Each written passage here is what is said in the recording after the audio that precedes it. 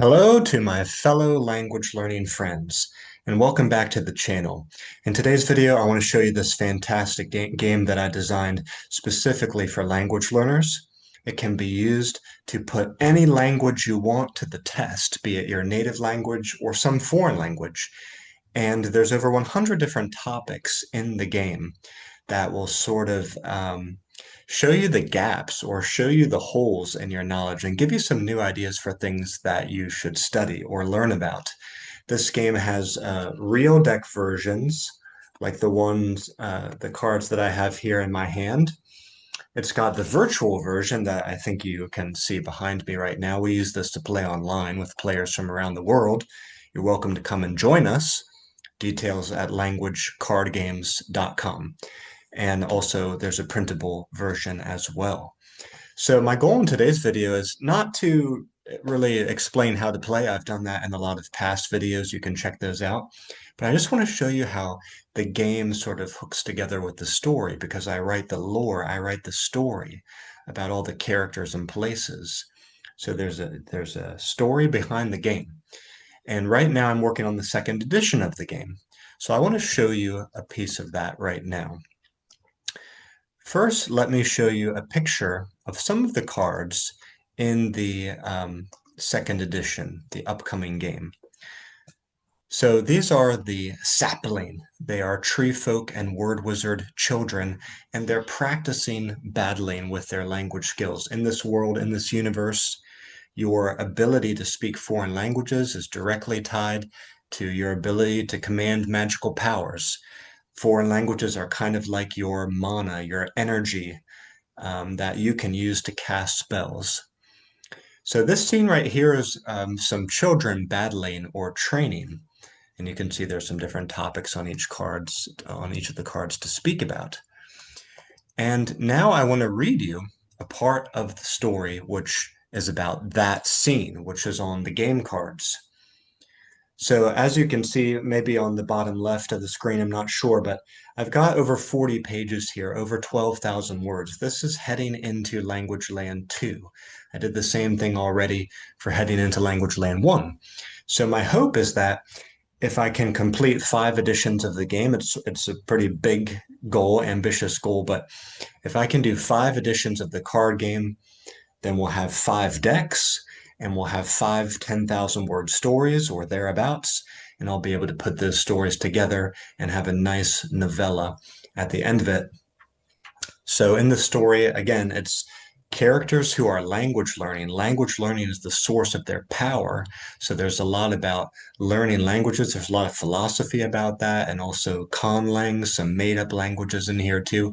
It's just meant to fire up your imagination and get you excited to work with words, and to practice languages. So let's have a look at this scene. Across lush lawns of meticulously manicured grass could be seen young earth callers and tree folk standing inside of translucent colored domes of buzzing energy. From there, they fired attacks upon each other, demonstrating their language prowess.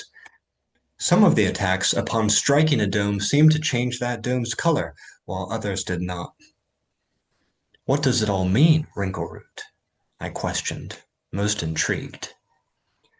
Languages, practiced in times of peace, tested in times of war. Ah, so they are training. In today's class, they are unable to use all but their weakest language. Their teachers have set the rules of engagement by enchanting the area.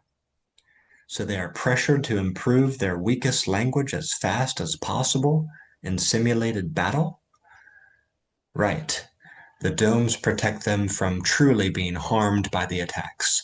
The domes can rate the strength and success of the attack, changing color to indicate the level of injury or total defeat. Amazing. Okay, so that's a bit of the story. And before we go here really quick, I want to show you my headquarters. Okay, this is languagecardgames.com. So if you want to learn more about the game, or if you want to pick up your own copy of the game, or even if you want to play with us online, you can come here to get more information. You can rifle through some of the cards and read them right there on the home page. And there's information here about how you can join us for a game. Our online game events are held every Saturday at 9 a.m. New York City time. And we usually have a high level or native level speaker of the target languages we're practicing in the room with us. So it's a fantastic opportunity. You'll meet people from all over the world who are chasing your same target language. Right now, we have active groups for Japanese, Turkish, Spanish, and Mandarin.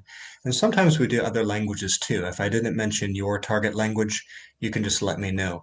You can email me at languagecardgames.events@gmail.com to talk about that.